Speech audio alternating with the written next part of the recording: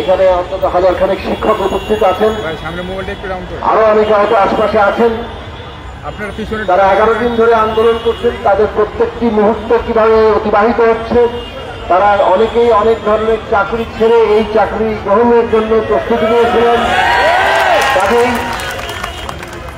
আমরা সকল পক্ষকে বলবো যে এই সব দিকগুলো বিবেচনায় রাখবেন এবং দ্রুত এই বিষয়ে একটা মীমাংসা আনার জন্য আপনারা কার্যকর পদক্ষেপ গ্রহণ করবেন।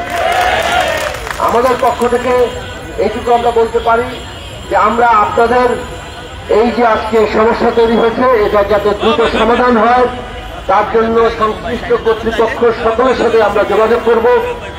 দ্রুত আপনাদের সমস্যার সমাধানের জন্য আমরা সুপারিশ করব এবং আমরা সেই আহ্বান জানাবো। যমুনা ইলেকট্রনিক্সের সুপার এক্সচেঞ্জ অফারে 1-এর ভিতর 3 পুরনো বদলে নতুন নিন যমুনা ইলেকট্রনিক্স। যদি কোনো পদ্ধতিগত ত্রুটি বিচ্যুতি থাকে তাহলে তার দায় তো এই যারা শিক্ষক হিসেবে পরীক্ষা দিয়েছেন এবং নিযুক্ত হওয়ার জন্য চেষ্টা করেছেন, সুপারিশপ্রাপ্ত হয়েছেন, তাদের উপরে বর্তায় না। ভুল ত্রুটি যদি হয়ে থাকে তাহলে সংশ্লিষ্ট কর্তৃপক্ষের হয়েছে, এর দায় এই সুপারিশপ্রাপ্ত শিক্ষকদের উপর যাতে না চাপে তার জন্য আপনারা যথাযথ উদ্যোগ গ্রহণ করবেন। আমরা খুব শিগগিরই এই বিষয়ে সংশ্লিষ্ট কর্তৃপক্ষের সাথে আলাপ করব। আপনারা আপনাদের দাবি জানিয়ে যাচ্ছেন, কিন্তু আপনাদের প্রতি অনুরোধ করব যে একটা শান্তিপূর্ণ উপায়ে আপনারা যাতে আপনাদের কর্মসূচি পালন করেন।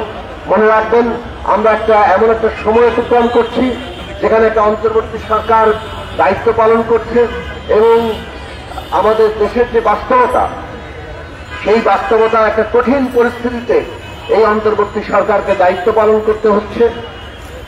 একদিকে আমাদের ভঙ্গুর প্রতিষ্ঠান, অন্যদিকে পতিত সরকারের দোসররা নানাভাবে নানা ধরনের অস্থিরতা এবং বিশৃঙ্খলা সৃষ্টির চেষ্টা করে যাচ্ছে।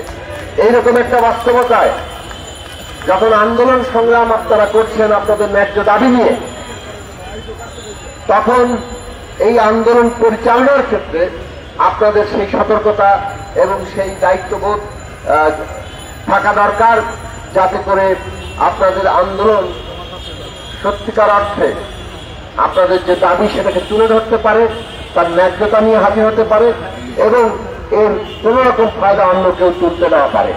তো সেই সব বিবেচনা রেখে আমি বলবো আপনাদের দাবির ন্যায্যতা আছে, আপনাদের দাবিকে অবিলম্বে